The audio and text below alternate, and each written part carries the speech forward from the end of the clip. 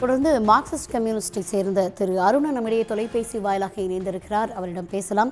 Sir வணக்கம் sir. Marxist communist கட்சியோட பொதுச் செயலாளர் திரு சீதாராம் யெச்சூரி சுவாச பிரச்சனை காரணமாக உயிரிழந்த செய்தி அப்படின்றது இந்த நாட்டு மக்களுக்கே ஒரு பேரிழப்பாக தான் கருதப்படுகிறது. அவரோட உங்களுடைய நினைவுகளை பகிர்ந்துக்கங்க சார்.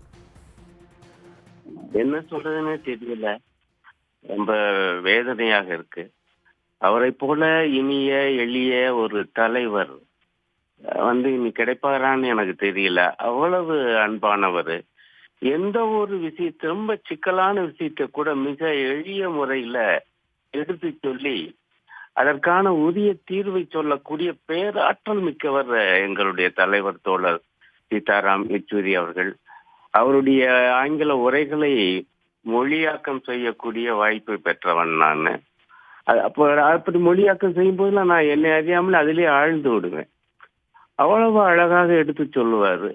மொழியாக்கம் செய்யவே ரொம்ப ஆசையா இருக்கும். அவருக்கு என்னுடைய மொழியாக்கம் ரொம்ப பிடிக்கும்.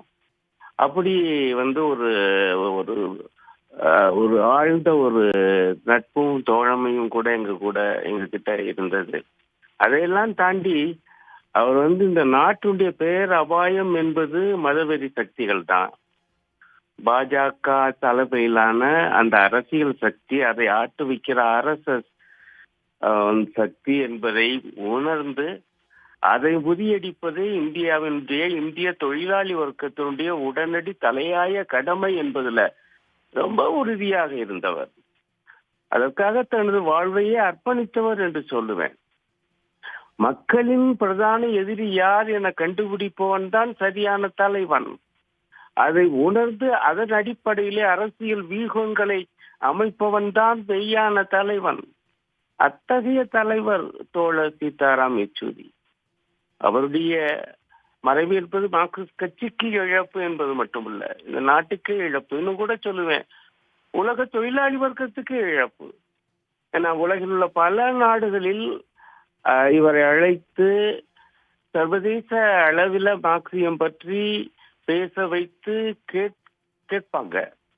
ஏன்னா அந்த அளவுக்கு அவருக்கு அவ்வளவு துல்லிய ஞானம் இந்த உலக நிலைமை பற்றியும் ஏகாதிபத்திய ஆபத்து பற்றியும் அவருக்கு உண்டு.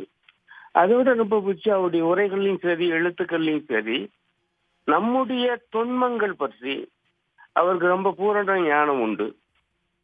அத மார்க்சிய நோக்கில் விமர்சன பூர்வமாக ஆனா அழகுற எடுத்து சொல்லுவாரு. அப்ப இதிகாசங்கள் இருந்தாலும் சரி அதையும் கூட நம்ம நோக்கத்துக்கு பயன்படுத்தக்கூடிய ஒரு நுட்பமான ஆற்றலை கொண்டவர் எங்களுடைய தோழர் சீதாராம் யெச்சூரி. அதையெல்லாம் நான் மொழியாக்கம் செய்யும் பொழுது, மொழிபெயர்ப்பு செய்யும் பொழுது ரொம்ப என்னை அறியாமலே நான் உற்சாகம் அடைவேன். அப்படி நான் என்ன சொல்றேன்னு தெரியல.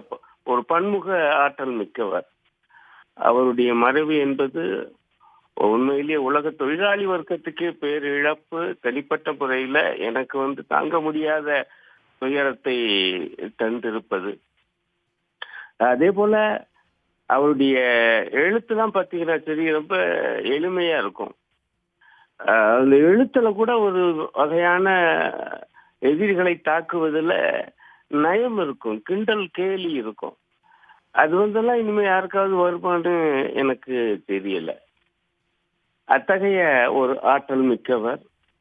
அவருடைய மறைவு அந்த சொல்லுக்கு ஈடு செய்ய முடியாத இழப்பு என்பது அது வெறும் வார்த்தை அல்ல, அது ஒரு உண்மை யதார்த்தம் என்று எனக்கு படும்.